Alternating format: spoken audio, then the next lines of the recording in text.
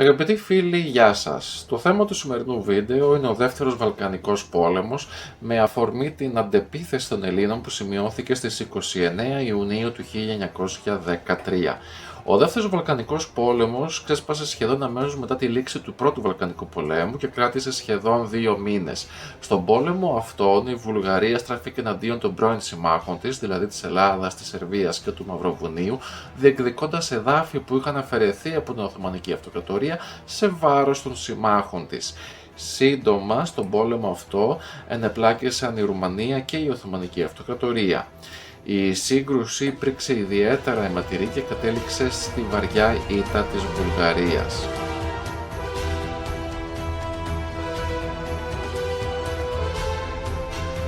Στις αρχές του 20ου αιώνα η Βαλκανική Χερσόνησος βρισκόταν σε αναβρασμό. Η Οθωμανική Αυτοκρατορία που για αιώνες κυριαρχούσε στην περιοχή περνούσε πλέον περίοδο παρακμής. Οι ήττες της στον πόλεμο με την Ιταλία στη Λιβύη και η απώλεια των Δωδεκανήσων έδειχναν ξεκάθαρα ότι η Οθωμανική Αυτοκρατορία δεν αποτελούσε πια την ακατανίκητη δύναμη του παρελθόντος. Βλέποντας αυτήν την αδυναμία, η Βουλγαρία, η Σερβία, η Ελλάδα και το Μαυροβούνιο παραμέρισαν τις διαφορές τους και συγκρότησαν τη Βαλκανική Συμμαχία. Στην Ελλάδα, ο Πρωθυπουργός Ελευθέριος Βενιζέλος και ο Βασιλιάς Γεώργιος ο Πρώτος γνώριζαν ότι η χώρα δεν έπρεπε να επαναλάβει το λάθος του πολέμου του 1897, όταν η χώρα είχε βρεθεί απομονωμένη και απροετοίμαστη. Έτσι, τα προηγούμενα χρόνια προχώρησαν σε εξυγχρονισμό των ενόπλων δυνάμεων και προετοίμασαν τη χώρα για τη μεγάλη σύγκρουση που ερχόταν. Ο Βαλκανικός Πόλεμος ξέσπασε τον Οκτώβριο του 1912 με το Μαυροβούνιο να ανοίγει πρώτο τις εχθροπραξίες.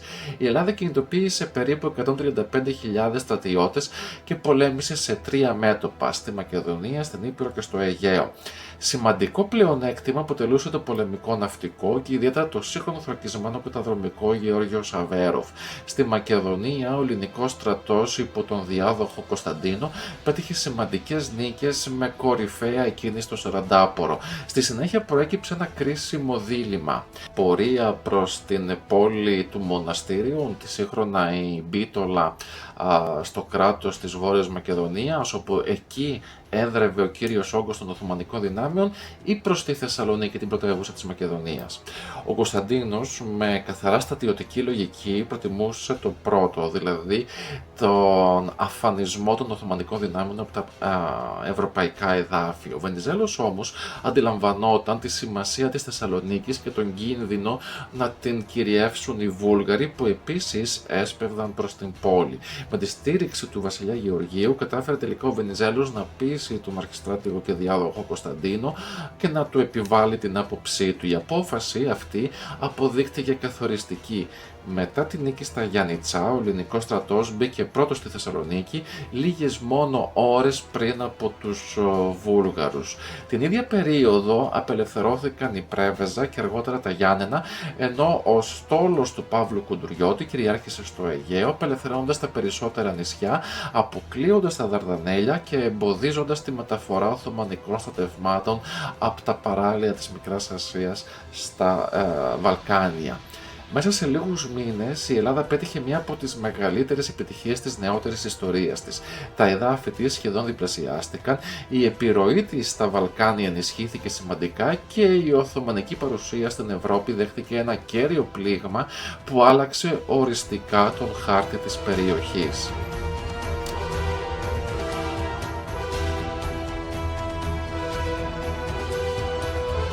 5 μόλις μήνες μετά από τη θριαμβευτική απελευθέρωση της Θεσσαλονίκης, η Ελλάδα συγκλονίστηκε από ένα γεγονός που παραμένει μέχρι σήμερα ένα από τα μεγαλύτερα μυστήρια της νεότερης ιστορίας της.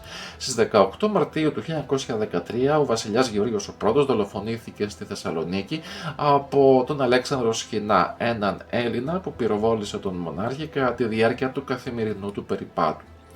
Η επίσημη εκδοχή της εποχής υποστήριξε ότι ο Σχοινάς έδρασε μόνος του επειδή ο βασιλιάς είχε απορρίψει αίτημά του για οικονομική βοήθεια.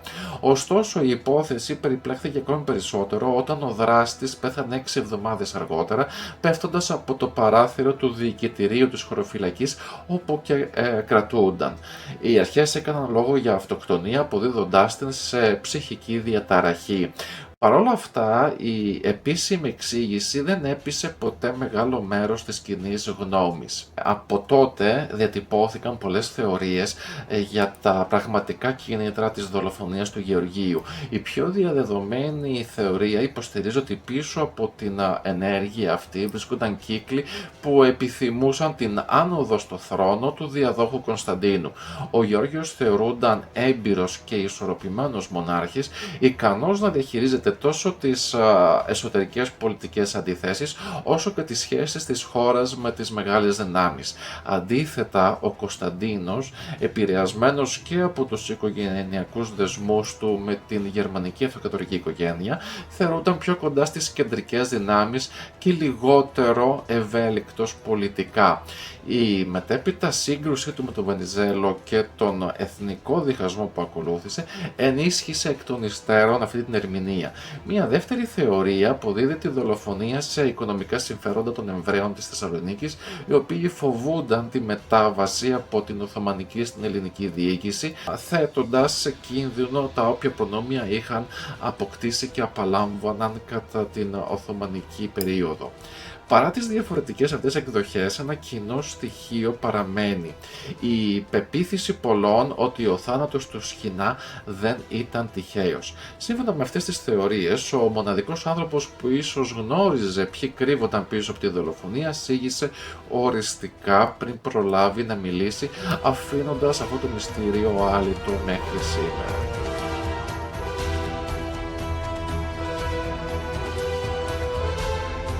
Με τη λήξη του Πρώτου Βαλκανικού Πολέμου, ο Βαλκανικός συνασπισμός, Βουλγαρία, Σερβία, Ελλάδα και Μαυροβούνιο, είχε σχεδόν εκδιώξει την Οθωμανική Αυτοκρατορία από την Ευρώπη. Η συνθήκη του Λονδίνου στις 30 Μαΐου του 1913 επικύρωσε τα νέα εδαφικά κέρδη των νικητών και δημιούργησε το ανεξάρτητο κράτος της Αλβανίας. Ωστόσο, η κοινή νίκη σύντομα μετατράπηκε σε έντονη αντιπαράθεση για τη διανομή των κατεκτημένων εδαφών, κυρίως της Μακεδονίας. Ήδη από το 1912, Σερβία και Βουλγαρία είχαν συνάψει μυστική συμφωνία με τη στήριξη της Ρωσίας, μοιράζοντας μεταξύ τους τις περισσότερες οθωμανικές κτήσεις στα Βαλκάνια, χωρίς όμως να υπολογίζουν την Ελλάδα. Παράλληλα, υπέγραψαν και στατιωτική σύμβαση αμοιβαίας υποστήριξης. Παρότι χρειάζονταν την Ελλάδα στον πόλεμο, επειδή μόνο το ελληνικό πολεμικό ναυτικό μπορούσε να εμποδίσει τη μεταφορά οθωμανικών στρατευμάτων μέσω του Αιγαίου, την απέκλεισαν από τις μυστικές διαπραγματεύσεις για το μεταπολεμικό μοίρασμα. Σύμφωνα με τις συμφωνίες τους, το μεγαλύτερο μέρος της Μακεδονίας προοριζόταν για τη Βουλγαρία, ενώ ορισμένες περιοχές θα κρίνονταν αργότερα με ρωσική διαιτησία.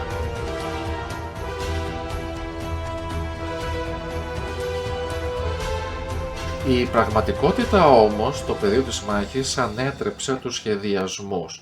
Οι Σέρβοι προχώρησαν πολύ νοτιότερα από ό,τι προέβλεπαν οι συμφωνίες, ενώ οι Έλληνες κατέλαβαν τη Θεσσαλονίκη λίγες ώρες πριν από τους Βουλγάρους, δημιουργώντας κοινά σύνορα με τη Σερβία.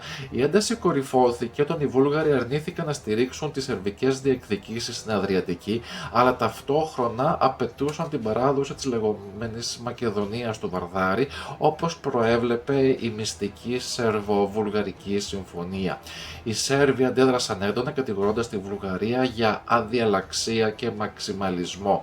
Υποστήριζαν ότι εάν έχαναν τόσο τη Βόρεια Αλβανία όσο και τα εδάφη που είχαν κυριεύσει στη Μακεδονία, τότε η συμμετοχή τους στον πόλεμο θα είχε γίνει ουσιαστικά χωρίς κανένα όφελος.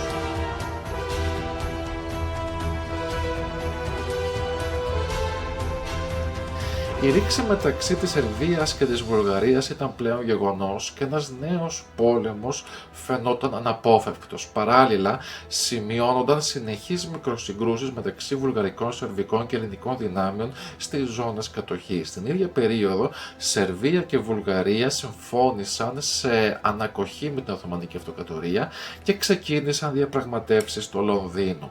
Η Ελλάδα όμως συνέχισε τις πολεμικές επιχειρήσεις στην Ήπειρο, απελευθερώνοντας περιοχές περισσότερα εδάφη. Λίγες εβδομάδες αργότερα αποφασίστηκε η ίδρυση ανεξάρτητου αλβανικού κράτους, ενώ η Σερβία θα αποκτούσε πρόσβαση στην Αδριατική μέσω σιδηροδρομικής σύνδεσης. Το Μάρτιο του 1913 η συμφωνία υπογράφτηκε και από την Ελλάδα, παρότι τμήματα της Υπήρου που είχαν απελευθερωθεί από τον ελληνικό στρατό παραχωρούνταν στην Αλβανία. Ο Βενιζέλος αποδέχτηκε αυτή τη λύση, επιδιώκοντας να εξασφαλίσει την ελληνική κυριαρχία στα νησιά του Αιγαίου. Η επιλογή του αυτή όμως προκάλεσε την πρώτη σοβαρή διαφωνία με τον τότε διάδοχο Κωνσταντίνο, ο οποίος θεωρούσε άδικη την εγκατάλειψη εδαφών που είχαν κατακτηθεί με μεγάλες θυσίες.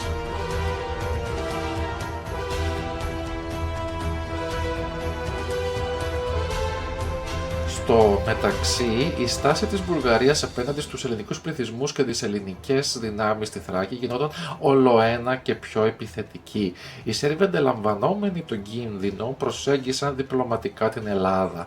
Έτσι, τον Μάιο του 1913 υπογράφηκε στη Θεσσαλονίκη η Ελληνοσερβική Συμμαχία μαζί με μυστική στρατιωτική σύμβαση. Οι δύο χώρες αναγνώρισαν ως κοινά σύνορα τη γραμμή που είχαν διαμορφώσει οι στρατοί τους και δεσμεύτηκαν να αλληλοβοηθηθούν σε περίπτωση επίθεσης από τη Βουλγαρία ή την Αυστρο-Ουγγαρία. Με αυτόν τον τρόπο όμως η Ελλάδα βρέθηκε άμεσα εμπλεκόμενη στην σερβοβουλγαρική διαμάχη για τη Μακεδονία. Η Βουλγαρία προσπάθησε να ανακόψει αυτή την ελληνοσερβική προσέγγιση. Ο Βούλγαρος Πρωθυπουργός Γκέσοφ υπέγραψε πρωτόκολλο με την Ελλάδα, αποδεχόμενος ουσιαστικά τον ελληνικό έλεγχο της Νότιας Μακεδονίας. Ωστόσο, η απομάκρυνσή του από την εξουσία έβαλε τέλος σε αυτή τη διπλωματική προσπάθεια.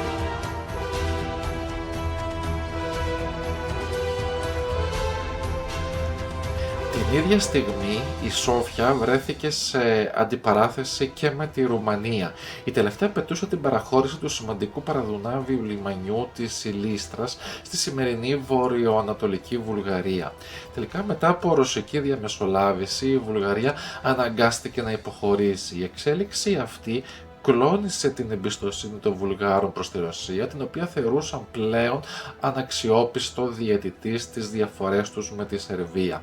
Παράλληλα, στις περιοχές της Ανατολικής Μακεδονίας που κατήχαν οι βουλγαρικές αρχές, ακολούθησαν πολιτική βίαιου εκβουλγαρισμού.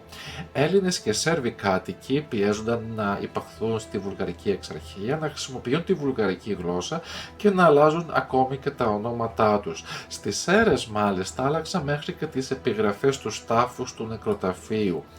Παράλληλα, συνεχείς βουλγαρικές διεισδύσεις στις γραμμές επαφής προκαλούσαν συγκρούσεις με τις ελληνικές αλλά και τις σερβικές δυνάμεις. Έτσι, η Βουλγαρία σχεδίασε ευνηδιαστική ταυτόχρονη επίθεση εναντίον των ελληνικών και των σερβικών δυνάμεων.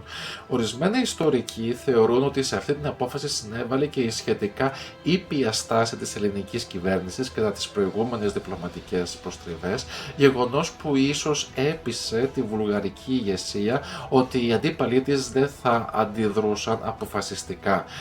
Την ίδια περίοδο η διεθνής κατάσταση γινόταν ολοένα και πιο περίπλοκη.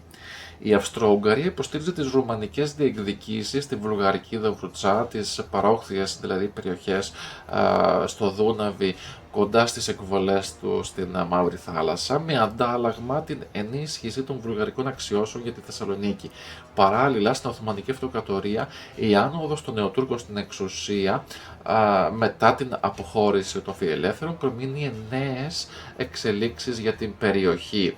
Για τη βουλγαρική ηγεσία του 1912 οι εθνικές φιλοδοξίες ξεπερνούσαν ακόμη και τα φιλόδοξα όρια της συνθήκης του Αγίου Στεφάνου που είχε υπογραφεί το 1878.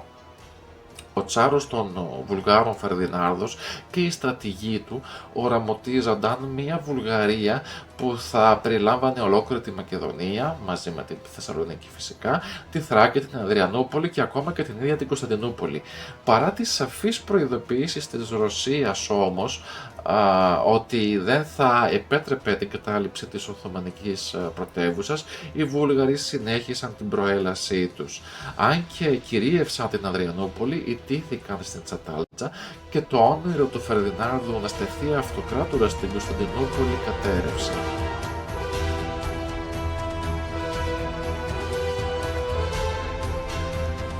Η υπερβολική προσήλωση των Βουλγάρων στη Θράκη είχε και μια σοβαρή συνέπεια. Η Βουλγαρία έχασε την ευκαιρία να εξασφαλίσει τη Μακεδονία και τη Θεσσαλονίκη. Η εξέλιξη αυτή όθησε τη βουλγαρική ηγεσία να εξετάσει στρατιωτική λύση εναντίον της Ελλάδας και της Σερβίας. Στις 16 Ιουνίου λοιπόν του 1913 η βουλγαρική ανώτατη διοίκηση υπό τον άμεσο έλεγχο του Φερδινάνδου διέταξε ευνηδιαστική επίθεση εναντίον των σερβικών και των ελληνικών θέσεων, χωρίς όμως να έχει προηγηθεί κήρυξη του πολέμου. Ο βουλγαρικός σχεδιασμός προέβλεπε γρήγορη συντριβή των Σέρβων στη λεκάνη του Αξίου ποταμού και κατάληψη της Βόρειας Μακεδονίας, ενώ ταυτόχρονα θα εξαπολυόταν επίθεση κατά των ελληνικών δυνάμεων με στόχο τη Θεσσαλονίκη και τη Νότια Μακεδονία. Για το σκοπό αυτό κινητοποιήθηκε σχεδόν ολόκληρος ο βουλγαρικός στρατιωτικός μηχανισμός, ωστόσο δεν υπήρξε σχέδιο για πιθανή επίθεση της Ρουμανίας ή αντεπίθεση της Οθωμανικής Αυτοκρατορίας. Η βουλγαρική ηγεσία νόμιζε ότι η Ρωσία θα απέτρεπε τέτοιες κινήσεις.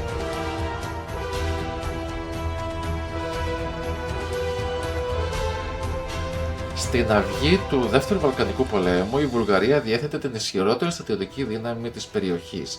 Ο πυρήνας της αποτελούνταν από 9 μεραρχίες πεζικού και 1 ιππικού. Όμως, κάθε βουλγαρική μεραρχία ήταν πολύ μεγαλύτερη από τις αντίστοιχες των άλλων ευρωπαϊκών στρατών, έχοντας δύναμη που πλησίαζε εκείνη ενός σώματος στρατού. Στον Πρώτο Βαλκανικό Πόλεμο, η Βουλγαρία κινητοποίησε σχεδόν 600.000 άνδρες, αριθμό εντυπωσιακό για τα δεδομένα της εποχής. Μετά τον πόλεμο, αναδιοργάνωσε τις δυνάμεις της, συγκροτώντας μία 10η μεραρχία και 3 ανεξάρτητες ταξιαρχίες. Η υπεροχή της φαινόταν ακόμη περισσότερο στο πυροβολικό. Ενώ ο ελληνικός στρατός λοιπόν των 9 μεραρχιών διέθετε 176 πυροβόλα και ο σερβικός των 10 μεραρχιών περίπου 230 πυροβόλα, οι Βούλγαροι είχαν συνολικά 1116 πυροβόλα, δηλαδή πενταπλάσια έως εξαπλάσια αναλογία πυρός απέναντι στους αντιπάλους τους. Στις παραμονές του Δεύτερου Βαλκανικού Πολέμου, η βουλγαρική διοίκηση υπολόγιζε ότι διέθετε σχεδόν 500.000 στρατιώτες σε ενεργό υπηρεσία. Ωστόσο, πίσω από αυτήν την φαινομενική ισχύ υπήρχαν σοβαρά προβλήματα. Οι συνεχείς επιχειρήσεις είχαν εξαντλήσει ανθρώπους και πόρους. Το σημαντικότερο ήταν ότι υπήρχε έλλειψη οπλισμού. Στο Δεύτερο Βαλκανικό Πόλεμο λοιπόν η Βουλγαρία παρέταξε τις δυνάμεις της σε 2 κυρία μέτωπα. 4 στρατιές αναπτύχθηκαν απέναντι στη Σερβία, ενώ μία ανέλαβε τις επιχειρήσεις εναντίον της Ελλάδας γύρω από τη Θεσσαλονίκη. Η Σερβία διέθετε περίπου 348.000 στρατιώτες, οργανωμένους σε 10 μεραρχίες. Η κύρια δύναμή της βρισκόταν στη Μακεδονία κατά μήκος του Αξίου και γύρω από την πόλη των Σκοπίων. Στο πλευρό της πολέμησε και μία μεραρχία του Μαυροβουνίου. Η Ελλάδα είχε περίπου 142.000 άνδρες με 9 μεραρχίες πεζικού και μία ταξιαρχία ιππικού. Οι περισσότερες ελληνικές δυνάμεις είχαν συγκεντρωθεί στη Μακεδονία για την προστασία της Θεσσαλονίκης, ενώ μικρότερες μονάδες παρέμεναν στην Ήπειρο. Την αρχιστρατηγία ανέλαβε ο βασιλιάς πλέον Κωνσταντίνος ο Πρώτος με επιτελάρχη τον Βίκτορα Δούσμανη. Η Ρουμανία τέλος με την επιστράτευση συγκέντρωσε περισσότερους από 417.000 άνδρες, εκ των οποίων περίπου 250.000 άνδρες προορίζονταν για ενδεχόμενη εισβολή στη Βουλγαρία.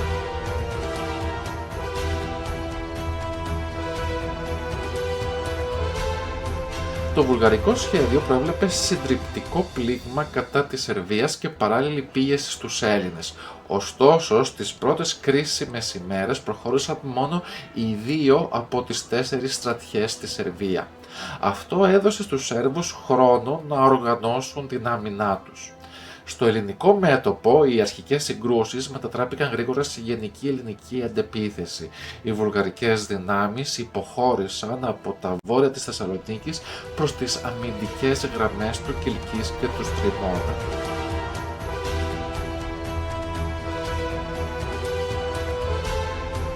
Στο νότιο μέτωπο της Μακεδονίας, η βουλγαρική στρατιά κατήχε μια εκτεταμένη αμυντική γραμμή από τη λίμνη Δοϊράνη μέχρι το Αιγαίο, μια δύναμη 80 έως 108.000 στρατιωτών με 175 πυροβόλα. Απέναντι αυτής της δύναμης βρισκόταν ο ελληνικός στρατός με περίπου 118.000 άνδρες και 176 πυροβόλα.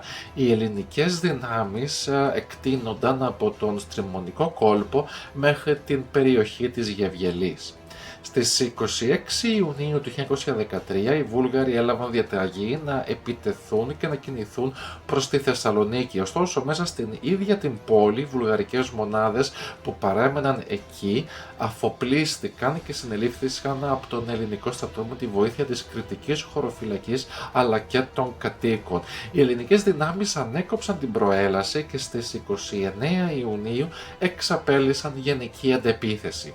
Στο Κιλκής και τον Λαχανά οι Βούλγαροι είχαν οργανώσει ισχυρές οχυρώσεις, όμως ύστερα από σκληρές μάχες οι Έλληνες κατέλαβαν τις θέσεις τους. Η ήττα της βουλγαρικής στρατιάς στο ελληνικό μέτωπο αποτέλεσε το βαρύτερο πλήγμα που υπέστη η Βουλγαρία σε ολόκληρο το δεύτερο Βαλκανικό πόλεμο.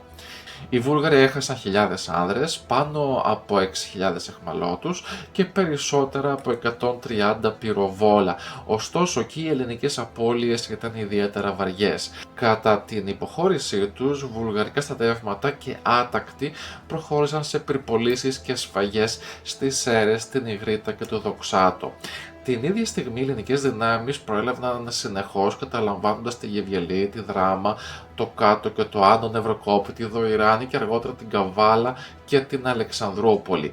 Έτσι η Βουλγαρία έχασε κάθε πρόσβαση στο Αιγαίο, ενώ οι ελληνικές και οι σερβικές δυνάμεις ενώθηκαν στο Στριμώνα, ολοκληρώνοντας την ανατροπή των βουλγαρικών σχεδίων.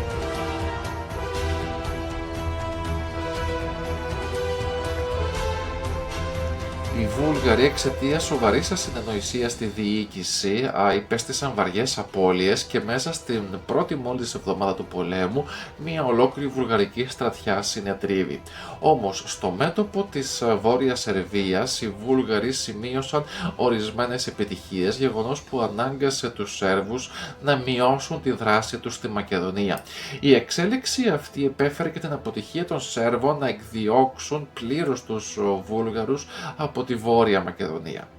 Μετά την νίκη στη Δοϊράνη, ο ελληνικός στρατός συνέχισε την προέλασή του βαθύτερα μέσα στο βουλγαρικό έδαφος, φτάνοντας βόρεια των στενών της Κρέσνας. Οι τελευταίες μεγάλες συγκρούσεις του Δεύτερου Βαλκανικού πολέμου ήταν αυτές της Κρέσνας, του Σιμιτλή και της Τζουμαγιάς. Οι Βούλγαροι, εκμεταλλευόμενοι την προσωρινή αναστολή της σερβικής επίθεσης, μετέφεραν ενισχύσεις στο μέτωπο απέναντι στους Έλληνες και οργάνωσαν ισχυρή αμυντική γραμμή.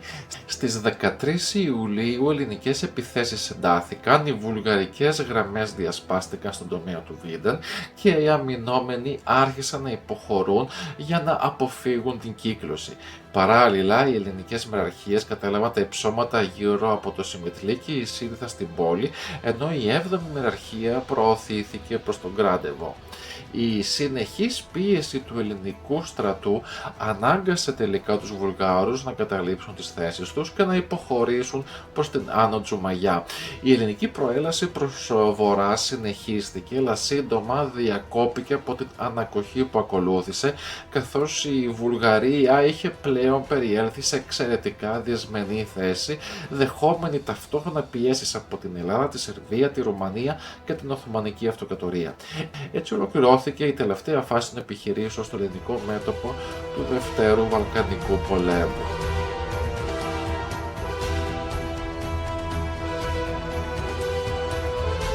Παρά το γεγονός ότι ο Σερβικός στρατός είχε σταματήσει τις επιχειρήσεις, ο Κωνσταντίνος, θεωρώντας τη Βουλγαρία ήδη ηττημένη, συνέχισε την προέλαση παρά τις αντιρρήσεις του Βενιζέλου. Οι ελληνικές δυνάμεις έφτασαν μέχρι την Τσουμαγιά, όμως η κόπωση των στρατιωτών και τα σοβαρά προβλήματα ανεφοδιασμού τις ανάγκασαν να σταματήσουν. Καθοριστικό ρόλο στην εξέλιξη του πολέμου έπαιξε η Ρουμανία. Στις 10 Ιουλίου του 2013 κήρυξε πόλεμο στη Βουλγαρία, επιδιώκοντας την κατάληψη της Δροβουρτσάς, είναι η παραδουνάβια περιοχή στο ανατολικό τμήμα του ποταμού Δούναβη που καταλήγει στη Μαύρη Θάλασσα. Ρουμανικά στρατεύματα εισέβαλαν χωρίς ουσιαστική αντίσταση, κατέλαβαν τη Δοβρουτσά και προχώρησαν βαθιά στο βουλγαρικό έδαφος. Μέχρι τις 23 Ιουλίου προκεχωρημένες μονάδες είχαν φτάσει μόλις 10 χιλιόμετρα από τη Σόφια, ενώ στις 25 Ιουλίου Ρουμάνοι και Σέρβοι ενώθηκαν περικυκλώντας ουσιαστικά τη βουλγαρική πρωτεύουσα. Η κατάσταση για τη Βουλγαρία είχε γίνει πλέον απελπιστική. Μάλιστα, κατά τη διάρκεια της εκστρατείας, η ρουμανική αεροπορία πραγματοποίησε αναγνωριστικές πτήσεις και ρήψεις φυλαδίων, κάνοντας τη Σόφια την πρώτη πρωτεύουσα στον κόσμο που δέχθηκε ενέργειες από εχθρικά αεροσκάφη. Παρά την απουσία σημαντικών μαχών, οι Ρουμάνοι υπέστησαν βαριές απώλειες από επιδημία χολέρας, η οποία κόστισε τη ζωή σε περίπου 6.000 άνδρες.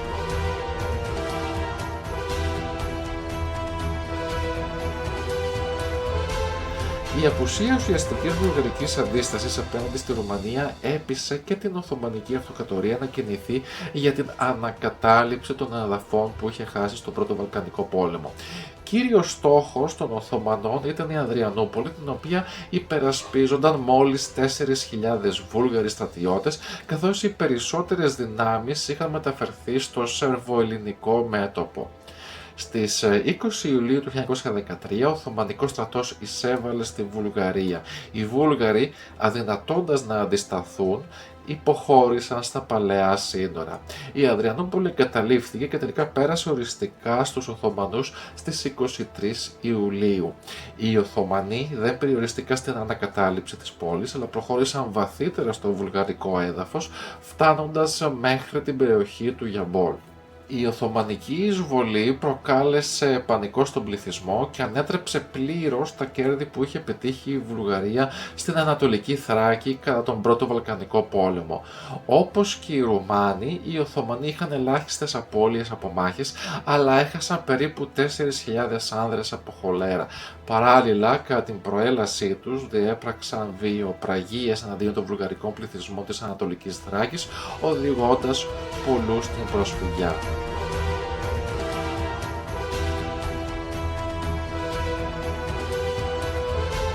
Μπροστά στον κίνδυνο της πλήρους κατάρρευσης της Βουλγαρίας στη Θράκη, η Ρωσία απείλησε την Οθωμανική Αυτοκρατορία με στρατιωτική επέμβαση από τον Κάφκασο αυτή τη φορά και με αποστολή του ρωσικού στόλου προς την Κωνσταντινούπολη, εξέλιξη που κινητοποίησε και τη διπλωματική παρέμβαση της Βρετανίας. Με τον Ρουμανικό στρατό να πλησιάζει τη Σόφια και με τη διαπίστωση ότι οι Ρώσοι δεν επρόκειτο να επέμβουν αποφασιστικά, η φιλορωσική κυβέρνηση της Βουλγαρίας παραιτήθηκε και ο βασιλιάς Φερδινάνδος όρισε νέα κυβέρνηση, η οποία ήταν γερμανόφιλη και αντιρωσική αυτή τη φορά. Ωστόσο, Σέρβοι και Έλληνες που είχαν το πλεονέκτημα στο πεδίο των μαχών δεν βιάζονταν να τερματίσουν τον πόλεμο. 2 ημέρες αργότερα, και ενώ ο Ρουμανικός στρατός βρισκόταν καθοδόν για τη Σόφια, ο βασιλιάς της Βουλγαρίας ζήτησε από τον Ρουμάνο βασιλέα τη συμβολή του για την επίτευξη ειρήνης. Πράγματι, ο Ρουμανικός στρατός σταμάτησε έξω από τη Σόφια και η Ρουμανία πρότεινε οι διαπραγματεύσεις να μεταφερθούν στο Βουκουρέστι. Έτσι, στις 30 Ιουλίου του 1913, οι αντιπροσωπείες των εμπολέμων κρατών συναντήθηκαν στη Ρωμανική πρωτεύουσα. Η πρώτη συμφωνία που επιτεύχθηκε ήταν μια πενθήμερη ανακοχή. Αξίζει να σημειωθεί όμως ότι η Ρουμανία δεν επέτρεψε στην Οθωμανική Αυτοκρατορία να συμμετάσχει στις συνομιλίες. Έτσι, η Βουλγαρία αναγκάστηκε να διαπραγματευτεί ξεχωριστά με τους Οθωμανούς για τα ζητήματα που αφορούσαν την Ανατολική Θράκη και την Αδριανούπολη. Ο απολογισμός του Δευτέρου Παγκοσμίου Πολέμου για την Ελλάδα ήταν βαρύς, σχεδόν 6.000 νεκροί και 30.000 τραυματίες, ενώ για τις υπόλοιπες δυνάμεις ο αριθμός νεκρών και τραυματιών δεν είναι γνωστός.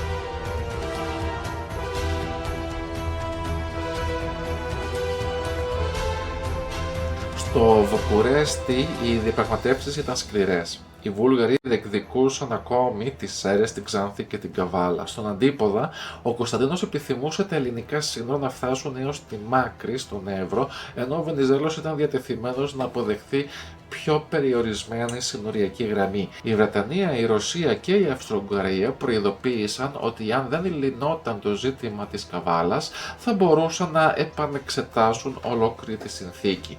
Τότε ο Κωνσταντίνος επικοινώνησε απευθείας με τον Κάιζερ Γουλιέλμο το δεύτερο, ο οποίος υποστήριξε ενεργά τις ελληνικές θέσεις. Στο διπλωματικό πεδίο η Γαλλία στάθηκε επίσης κοντά στην Ελλάδα, ενώ η Ρωσία και η Αυστρο-Ουγγαρία ευνοούσαν περισσότερο τη Βουλγαρία. Στις 4 Αυγούστου του 1913 τελικά η Βουλγαρία υπέγραψε ειρήνη με το Μαυροβούνιο και μία εβδομάδα αργότερα σχεδόν στις 10 Αυγούστου υπογράφηκε η συνθήκη του Βουκουρεστίου από όλες τις υπόλοιπες δυνάμεις, τερματίζοντας επισήμως τους Βαλκανικούς πολέμους. Με τη συνθήκη αυτή καθορίστηκαν τα σύνορα της Βουλγαρίας με την Ελλάδα, τη Σερβία και τη Ρουμανία. Η Σερβία απέκτησε το μεγαλύτερο μέρος της Βόρειας Μακεδονίας, ενώ τα ελληνοβουλγαρικά σύνορα ορίστηκαν στον ποταμό Νέστο. Παράλληλα, προβλέφθηκαν δικαιώματα για τους κοτσοβλάχους της Μακεδονίας με ίδρυση σχολείων και ρουμανικής επισκοπής. Η Ελλάδα σχεδόν διπλασίασε την έκτασή της από 63.000 σε περίπου 120.000 τετραγωνικά χιλιόμετρα, ενώ ο πληθυσμός της αυξήθηκε από 2,6 εκατομμύρια σε 4,7 εκατομμύρια κατοίκους.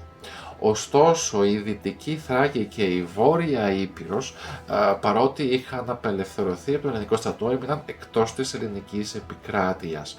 Ο Βενιζέλος έδωσε προτεραιότητα στην κατοχήρωση της Καβάλας, αφήνοντας ανοιχτά άλλα εθνικά ζητήματα. Παράλληλα, δεν υπήρξαν προβλέψεις για τον ελληνισμό της Δυτικής Θράκης, ούτε για πολεμικές αποζημιώσεις από τη Βουλγαρία. Εκρεμές παρέμενε και το ζήτημα των ελληνοαλβανικών σύνορων, ενώ η Οθωμανική Αυτοκρατορία επανέκτησε την Ανατολική Θράκη μέχρι τον ποταμό Εύρο που είχε χάσει στον Πρώτο Βαλκανικό Πόλεμο. Ο δεύτερος Βαλκανικός πόλεμος κράτησε μόλις λίγες εβδομάδες, όμως άλλαξε ριζικά τον χάρτη των Βαλκανίων. Η Βουλγαρία, από διεκδικήτρια της ηγεμονίας της περιοχής, βρέθηκε απομονωμένη και ηττημένη από όλους σχεδόν τους γείτονές της. Αντίθετα, η Ελλάδα και η Σερβία βγήκαν σημαντικά ενισχυμένες, αποκτώντας νέα εδάφη και μεγαλύτερη γεωπολιτική ισχύ. Όμως πίσω από τις νίκες και τις συνθήκες ειρήνης έμειναν ανοιχτές πληγές, ανεκπλήρωτες εθνικές διεκδικήσεις και νέες αντιπαλότητες που σύντομα θα συνέβαλαν στη μεγάλη ευρωπαϊκή θύελλα του Πρώτου Παγκοσμίου Πολέμου. Σας ευχαριστώ για την παρακολούθηση.